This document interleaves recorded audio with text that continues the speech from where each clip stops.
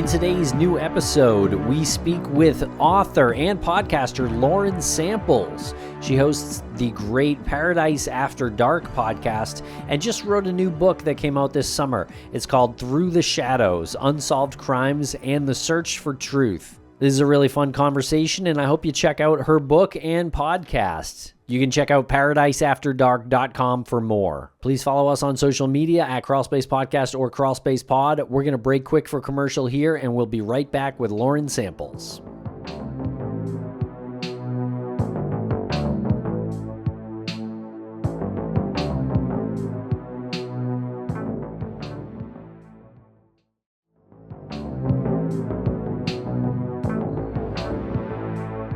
Welcome to the podcast, Lauren Samples. Lauren, how are you today? I am good. How are you guys? We're doing really well. I can't believe that it's welcome to the podcast. You've never been on the show before, have you? No, I haven't. That's completely remarkable to me. I've been a fan for a long time, though. Oh, well, thank you. We've been fans of you for a long time. And again, it shocks me that we have finally, after all this time, gotten around to having you on the show. So thank you so much for joining. Can you introduce yourself to anyone who doesn't know who you are, a little bit about your background and this passion you have for true crime advocacy? I am Lauren Samples, host of the Paradise After Dark Missing and Unsolved podcast and author of my new book, Through the Shadows: Unsolved Crime and the Search for Truth. And I am also the founder of the Florida Themis Project, which is a nonprofit organization that helps families and loved ones of missing people and unsolved or cold cases in the state of Florida. And your husband thinks that Tim and I are very handsome. At least he likes to tell us that every time we see him at CrimeCon. And he is very handsome, too. He is very handsome. All of you are very handsome. Lots of handsome men in the true crime world. Yes, well, always fun to hang out with you and Ken at CrimeCon. Nice to see some friendly faces year after year. And how long have you been doing the podcast at this point? Well, we started in early 2018. So what's that, a little over 7 years, almost 8 years, I guess now. Wow. And how's your experience been in podcasting? Well, I think kind of like a lot of people, it was really rough going at first, but we got into the swing of it and learned a lot. And through podcasting and the different conventions, meeting all these amazing people and working with family members and victims has been kind of my driving force, what's been my favorite part. And it's kind of been a wild ride. Now, you formed Palmahawk Media. It's an amazing name. Where did that come from? Well, one of our fans, very early on, she's an artist, and she just randomly sent us this photo of a tomahawk with a palm tree coming out of it. And then we loved it. And we loved it so much, we asked her if we could make it our logo. And she, of course, said yes. And then another fan, I think it was like a comment on a social media post, but they called it a palmahawk, and it just stuck. And so when we decided to form an LLC, it was Palmahawk Media. Very cool. And what kinds of cases do you cover on your podcast? We cover missing people and unsolved cases in Florida. Now, we find what is often the case, people who are creating this true crime content and then engaging in this active advocacy like you've been doing, they typically don't come from a background directly related to it, meaning they're not like law enforcement or maybe social workers or something along those lines. What's your background, and how did you realize that this was something that is a passion for you? Well, I actually do have a background in law enforcement. I knew you were going to say that. I was actually a military police officer. I was in the Navy for 4 years. And then when I got out, I went to college and I got a degree in paralegal studies. So I worked for the clerk of courts in the criminal department for a while, and then I worked for a couple different law firms doing criminal law and some family law as well. So I've always been interested in crime and the law and law enforcement, going back to when I was a kid. And it was always, I knew that I wanted to get into that world. And I took several different avenues, and this is kind of where I fell. We started the podcast, and then I started the advocacy work, and I think I finally landed where I'm supposed to be. Nice. So it feels right now where you are. Did you ever imagine it would be in podcasting, though, podcasting and advocacy when you embarked on your career in, military police and things? No, because I don't think podcasts were even a thing back then. Actually, my original dream and the reason I joined the military and chose to be a police officer in the military was because I eventually wanted to be in the FBI in the behavioral analysis unit. That was sort of my main goal when I was a kid. Some kids want to be astronauts or princesses, and I I wanted to be a criminal profiler. So that's actually, I knew that I would sort of get an edge if I had military background and military police background. So my goal was to actually do the 4 years in the military and then go to college and then go to Quantico. But, life happened and that didn't pan out that way. But I think I'm pretty happy with the way it panned out. It's panned out in such a great way. And this question isn't meant to be a joke, but it might sound a little funny. But do you find that the subject matter that you talk about and the things that you learn from podcasting and from the people that you speak with and the stories you hear is a version of the training that you would have gotten had you gone to Quantico? Absolutely.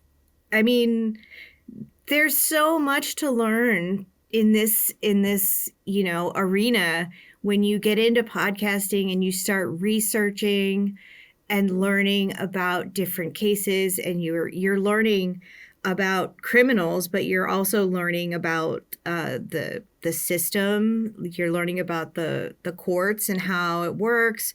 You're learning from victims, from both sides.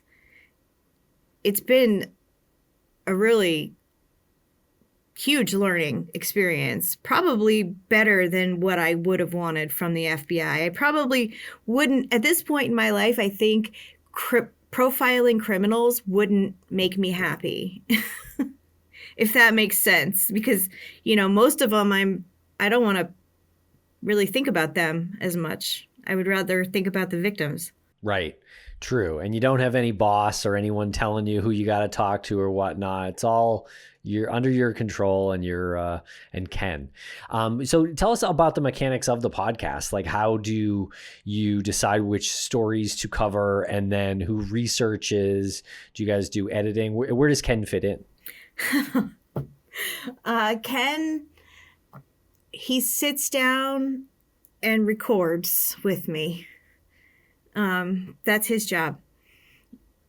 Well, so I need to preface this is that we actually own a small business, which takes up 98% of his life.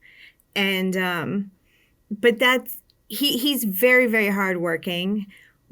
And that sort of affords me the time to do all the research and the production. We put together basically like an outline, a timeline of a case.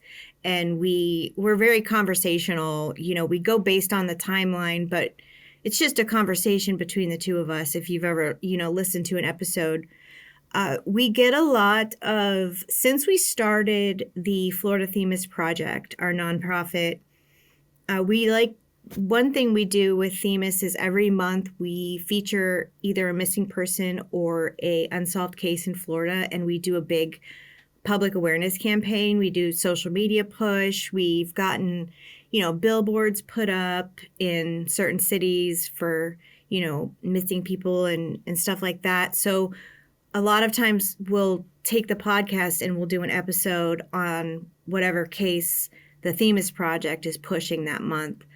And we get a lot of requests from family members to the Themis Project, which then filters over to the podcast. And I want to say for like the last year, almost all of our podcast episodes have been family requests to cover and bring awareness. So that's kind of where the ideas come from.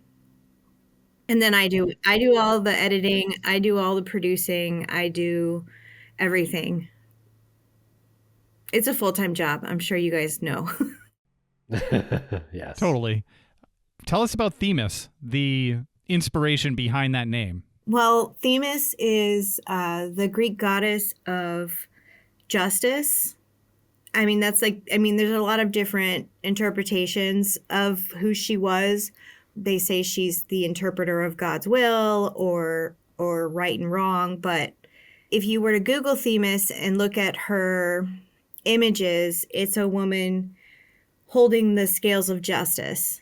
And I've always been sort of a geek like that, like Greek mythology. So when I was trying to come up with a name, I thought of that, and basically that's what it means. And I always have to tell everyone, because when I tell them the name, they're like, "What's Themis?" But yeah, Themis is the Greek goddess of justice. Super cool. Well done on that. And tell us about your book. Why did you decide to write a book? It started out as a deep dive into one specific case, and that's the Sims case, which I did write about extensively in this book. As I was writing it, and it took me over 3 years, I started writing about this case, and then I got to thinking, well, what about all these other cases that are also equally as important? And then, a lot of people don't understand the ins and outs of, the justice system and the way things work. And I have the advantage of understanding that because I did go to college for specifically law, and I worked in that field for a long time. So I understand, that a case isn't wrapped up in an hour like you see on CSI.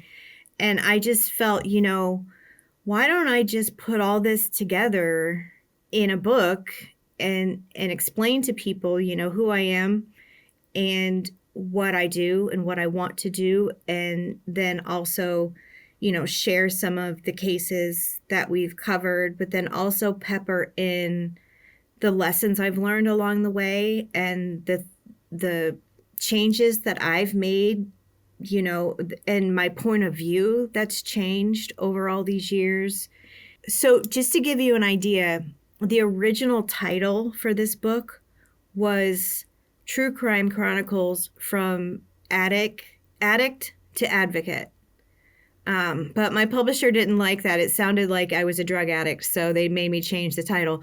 But it's kind of like my whole memoir, from being a true crime fan, like true crime addict, to where I am now, being a victim's advocate, and everything I've learned along the way. And I also wanted to, the readers, I wanted them to understand, every single law class I ever took in college, the first day, we talked about the Constitution, and it plays in so much in the true crime world, especially in court cases and search and seizure and, the right to an attorney. And I felt like, maybe I could explain that in layman's terms for people to understand, when they're upset that some evidence gets thrown out in a case, or, a case gets dismissed in the middle of the trial, why that happens. And then obviously I really wanted to talk about passion cases, because that's where my book started, with my passion case, which is the murder of the Sims family in Tallahassee, Florida, 1966. Still unsolved. Just had the 59th year anniversary a few days ago, actually. Still unsolved. And so I definitely wanted to write about that in the book. Then I branched out and I started thinking about some of the people I know and respect in the true crime world that I know have their own passion cases, which is how I got the other voices to chime in. Robin Warder, I knew, because he and I have discussed Tommy Ziegler extensively. I mean, you guys know Robin. He's like, Yeah, and great guy. Nick Edwards, he and I had worked together on the Themis project about a Jane Doe out of Broward County, Florida, and I knew he was pretty passionate about that. And the other voices, Sharon Newman Edwards and Kelly Brink, they had their cases they were really passionate about. So I invited them to write a chapter just to get some different perspectives on, different people and how they think and what's important to them. And it just turned into what it is. Super cool. I think it's valuable to get other people's takes, and obviously those voices, those names are all familiar to us, and we're familiar with those cases as well. But before we, ask you about those, I'd love to hear more about the Sims case and your work on that. Well, the Sims case, so it was October 22nd, 1966. The Sims family lived in Tallahassee. They were just your everyday, normal, good, solid people. And for some reason, someone came into their home one evening and killed the father, the mother, and one of the three daughters, the youngest. Her name was Joy. The father was Robert, and the mother was Helen. They were home. The other two older daughters, they were 15 and 16 at the time. They were out babysitting. It was a Saturday night. And unfortunately, one of the daughters came home and found her family murdered in a pretty sadistic sort of way. And what really, I think, got its hooks into me is that I believe, and a lot of people believe, and I think that the authorities believe, that they know who did it and why, but there was a lot of political red tape. There was a lot of good old boys club type of stuff happening back at that time. The father of the main suspect was the head of the criminology department at FSU. And if you know much about Tallahassee, FSU is Tallahassee, Tallahassee is FSU. The school and the city are very intertwined. And this man was the founder of the criminology department, the head of the criminology department. A lot of the police officers that worked at the Leon County Sheriff's Office who worked on this case actually went through his classes, and he literally wrote the textbook. And just for funsies, I found the textbook on eBay and bought it just because I'm a geek like that, as I said before. But the reasons behind the murder are very intriguing. The main suspect, I've actually been in contact with him for several years. He really loves to talk about the case and insert himself in any way he can. We've emailed back and forth quite a bit. He's made a lot of posts and comments on Reddit. When anything pops up about the case, he comments on it. He follows me. He follows our podcast on Instagram. It's kind of funny because he likes what the podcast posts, and I click on his page, and we are the only people he's following on Instagram. So it's almost like he created an Instagram account just to follow our podcast. So he's 80 years old right now at this point. I'm not afraid of him or anything, but it gets under my skin. It makes me really angry that he's been free. And his accomplice, he had an accomplice, a girlfriend. She's also free. And they've gotten to live their lives when, this whole family, 3 lives were destroyed, 5 lives were destroyed. There's 2 surviving daughters. And I think it's unfair that the case never got solved. And I just can't let it go. I mean, I'm sure you guys understand that when you find a case like that, you just can't let it go. And we'll be right back after a quick word from our sponsors. Thanks to our sponsors, and now we're back to the program. Yeah, with such injustice. Now, why was this guy suspected in their murders? Well, I'll tell you. He was caught. So he was... Now, a lot of this is shrouded in rumor, so I have to give you a disclaimer. But he was a suspected peeping Tom in the neighborhood. He was 21, I believe, at the time. He had a girlfriend. She was 19. And he was seen by a neighbor peeping on the 12-year-old Joy Sims. Now, his backyard butted up behind the Sims' backyard. So he lived right behind them. And he was seen by a neighbor peeping in her window, the 12-year-old's window. And he was afraid that he was going to get in trouble. And he got his girlfriend involved. So she was a super big weirdo. She actually got in trouble for breaking into funeral homes and stealing items from funeral homes. She was very much obsessed with death. She was very much obsessed with her boyfriend to where she got jealous at one point that a girl that she went to school with liked her boyfriend, and she stuck a knife with a note into the girl's dorm room door that said, "Vernon is mine." Extremely jealous. My theory is that I have a lot to back up this theory because she almost said as much many years later in an interview that he was going to get in trouble because he got caught peeping on the 12-year-old. She was also extremely upset and jealous that he was peeping on the 12-year-old.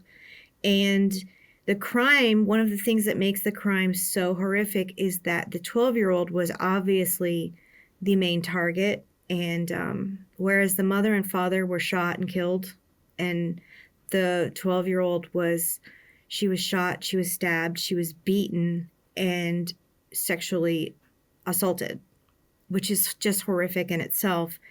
The motive appears to be jealousy and not wanting to get in trouble for being caught. And then her name is Mary Charles LaJoy. This is all public knowledge. So the girlfriend is Mary Charles LaJoy. She went by the name Charlie. Vernon Fox was the boyfriend. 20 years later, Charlie came back to Tallahassee and did an interview. And I actually got copies of the video of this interview. And she tiptoed to the line of pretty much confessing. She gave many, many details about the crime. She never crossed over that line. Some people think she did. Some people thought she should have been arrested right then and there, but she wasn't. That's another injustice with this case. Who did Charlie give that interview to? Major Larry Campbell. Larry Campbell was a 24-year-old fresh out of college police officer on October 22nd, 1966. And he was one of the first to respond to the scene of the crime. And he kept that case. He stayed with the Leon County Sheriff's Office. Oh, I'm sorry. He did leave for several years. He worked for the Florida Department of Law Enforcement and then came back to the Leon County Sheriff's Office. But the whole time he kept that case. That was his case until he died in 2016 as sheriff. He was a sheriff at that point. But that was his case. That was his baby. And that's who she was giving the interview to. And a lot of people have a lot of beef with Larry Campbell because they think he did not a good job with the case. And then another situation is currently Jack Campbell, who is Larry Campbell's son, is the state attorney for the Second Judicial Circuit, which covers Tallahassee. So if any charges were to be brought, he would be the one to bring those charges. And there's a lot of people that say that he won't do it because it will expose his father's mistakes and, you know, all the mistakes that were made in this case. So that's, again, the good old boys club. It's still very much a thing in the Tallahassee area.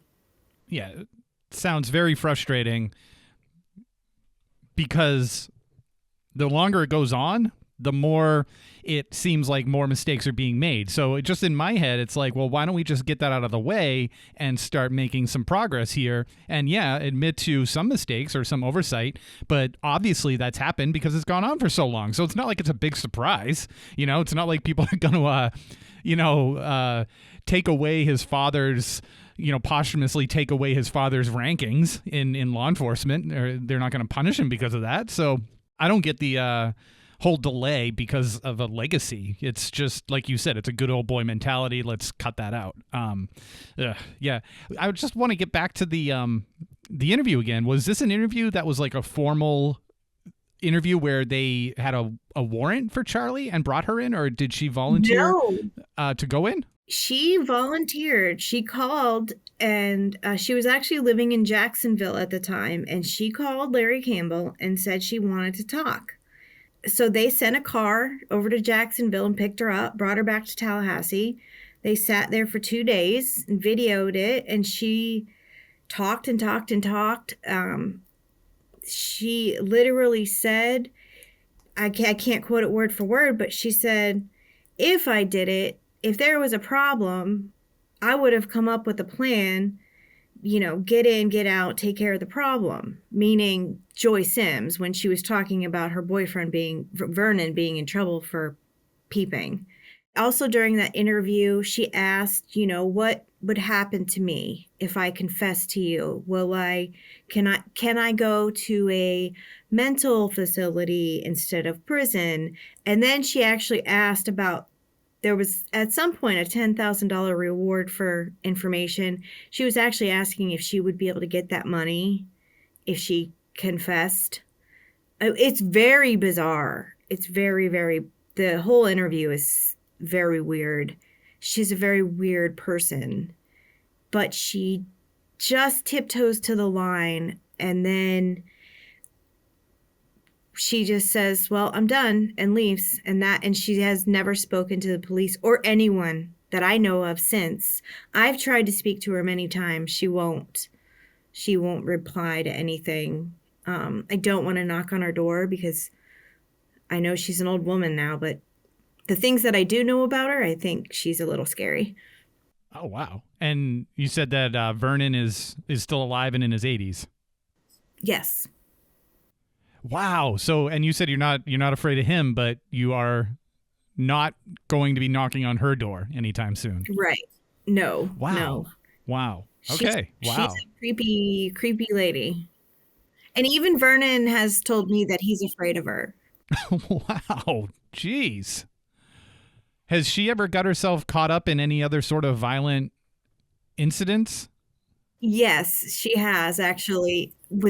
Charlie and Vernon actually went on to get married, and they lived together in the Jacksonville area for a long time. And they were, I guess, running some kind of scheme where they would go to a bar and she would pick up a guy and bring him home, and then they were robbing the guy.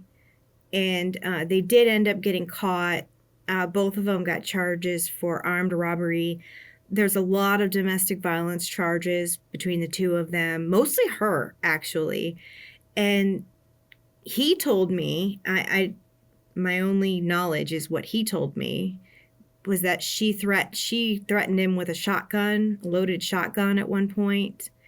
And his take on the whole interview with Larry Campbell 20 years later was that they had gotten divorced, and she was so bitter that she thought that she could go and confess to the whole crime and have him sent to prison, but that she could somehow not be implicated in it. But there's really no way that So when she realized there was no way that she wasn't going to be implicated or punished, that's when she backed off and has never come forward with anything ever again.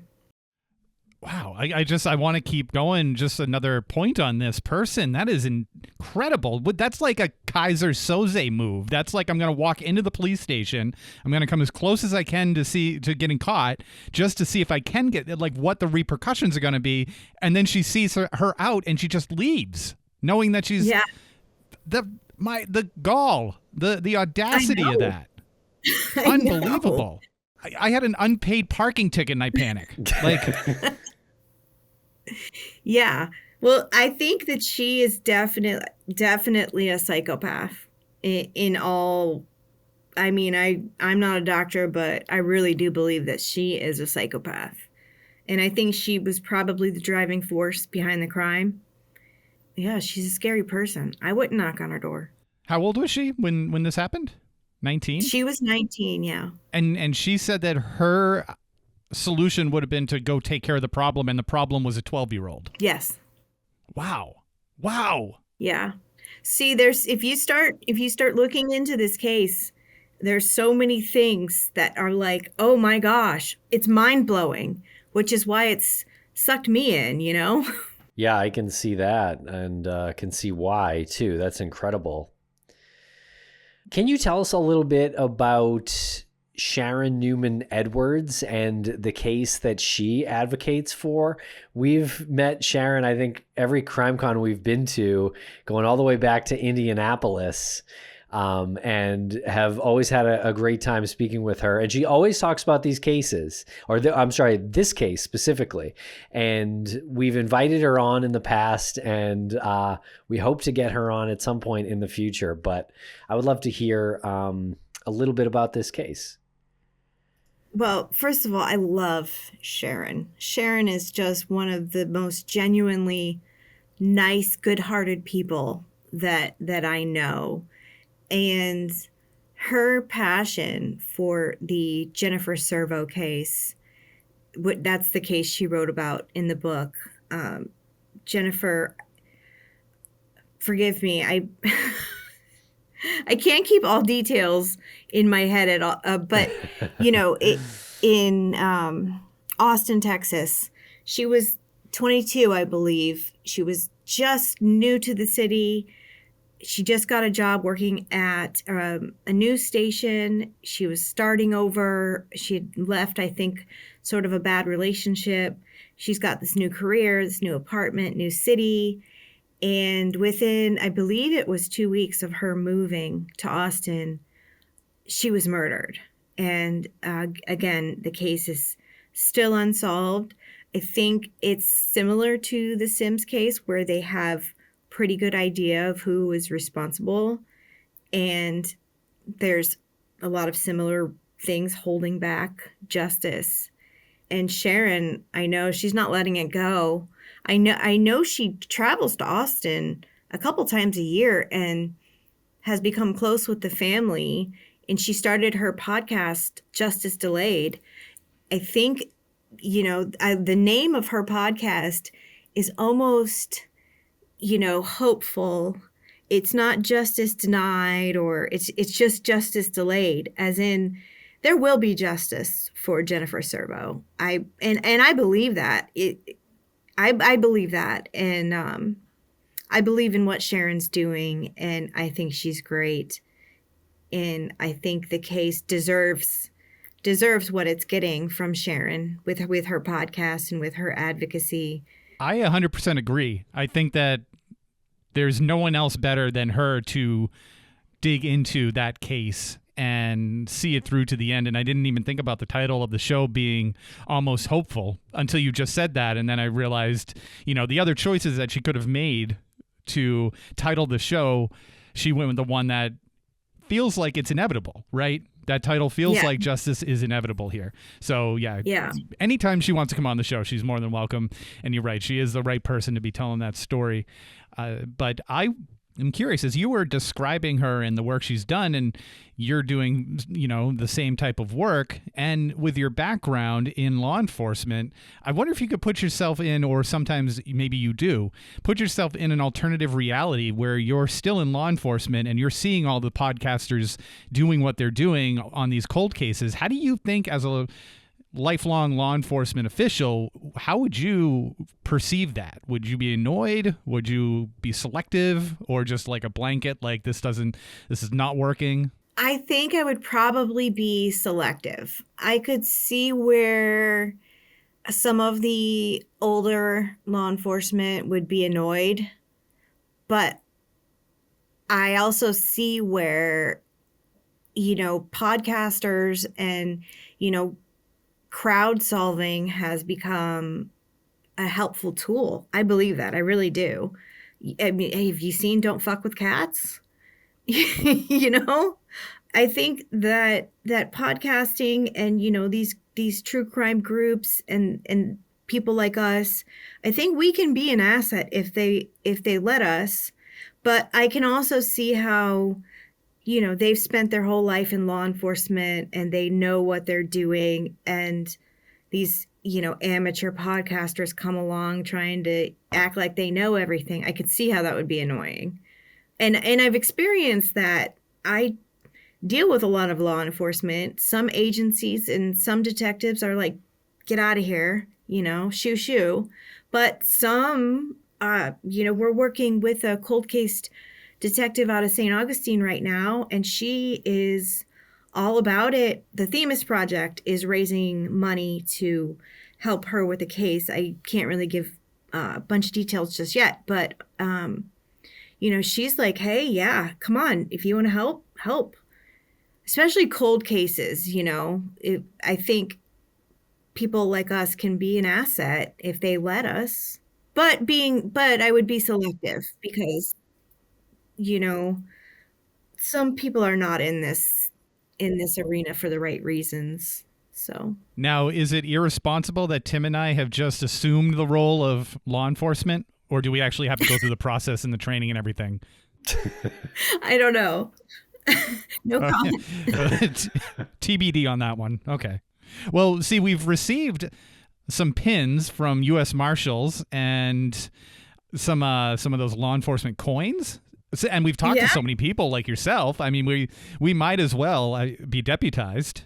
So, I mean, it's just a formality. I mean, I've never slapped cuffs on someone, but I've slapped cuffs on like hundreds of people if you really think about it. Yeah, metaphorical cuffs. There needs to be a citizen detective needs to be a thing. It needs to be like a recognized title. Good point. Yeah, exactly. There should be some sort of training program, something that people can, I don't know, enlist themselves in. Or am I just actually talking about the police academy here? Well, there used to be remember Citizen's Arrest. I mean, I think that was more of like a TV show and movie thing than a reality anyway. But do you remember people claiming that they could make a citizen's arrest? It's kind of funny to think about. That is funny. You guys should start it. The Crawlspace School of Citizens Detectives. I feel like that's the next. It's like the reboot of the Police Academy movies. That'll be our reboot. Oh, I love it. I would come. I would come to your class. I mean, the hijinks alone. Wouldn't that be weird? With your background in military and law enforcement, and you came to our class. Hey, I would go. I mean, thanks. I think, no, really though, on a serious note, I think that you can always still learn from, other people, no matter what, even if they have no background in law enforcement. And, just to this past CrimeCon in Denver, I was sitting outside with Sharon. Love Sharon. I don't want to publicly name this person, but it was a victim. No, I'm sorry. It was a survivor. she lost someone was murdered. Someone in her family was murdered. And this was a really profound moment for me because we were having a conversation and she said, I hate it when something happens and podcasters or news anchors or whoever's covering the case says, oh, this person's life will never be the same. They'll never be happy again. Their life is forever changed, and just cast this doom over the rest of their life, the survivors, they'll never be the same. And she said to me, she's like, it's true, we'll never be the same. But I was able to go on and find happiness. And the crime, her specific loss happened many, like 30 years ago. And, but she's like, I was able to, it still affects me. I still mourn, but I was able to go on. I got married. I had children. I have a wonderful life now. And now she's coming to CrimeCon and she's gone to different, I've seen her at different conferences, and she wants to help people like herself. So she's not law enforcement. She's just a survivor. And I learned something pretty profound from her, from that one conversation. Don't just assume that if your parents or your child or your brother or your sister is missing or murdered, that you'll never find happiness again. Don't get that in your head, because that's a bad mindset. So that's just like one example. I think you don't have to be law enforcement or a judge or a lawyer or anybody. You can learn from anybody and everybody. You can take lessons away. And that's one of the things I tried to portray in my book is, the things that I've learned along the way, and also, mistakes that I've made. You guys know that in the last couple of years, efficacy and morals has become a hot topic in the true crime world. And I admit it in the book. In the beginning, I made mistakes. I said things I shouldn't have said. I covered things in a way that I probably shouldn't have, but it's all learning. And if you want to be good at what you do and you want to help, and you have to, be open to learning and making mistakes and owning up to it. So again, I forgot what the original question. I go on these like tangents. I'm sorry. No, it's great. It was great. That was great. Yeah, well said. Yeah, well said. And I think that's true. That there is some learning, and I think just admitting a mistake and then, hopefully correcting it and not making it again is such an important thing, to just adapt and evolve as we go.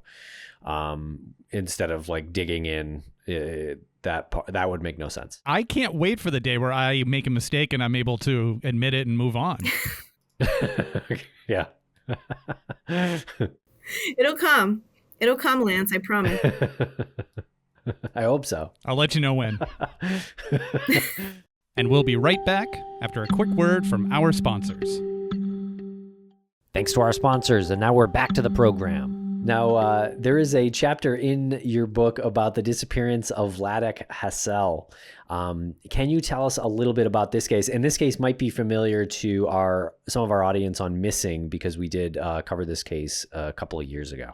So we met Bethany, Vladek's sister, at CrimeCon in Orlando, and she was just, Vladek went missing from Orlando, so she took that opportunity and she was running around to every podcast table, and she had these flyers made. And when you meet someone and you see it in their eyes. One problem I have is, people like Bethany, her brother is missing, but eventually the case goes cold and the media moves on and the police move on, but you're still there with your missing brother. So she's doing everything she can to keep the word out. And when I met her, I just felt her, her passion for it. And I got to know Bethany.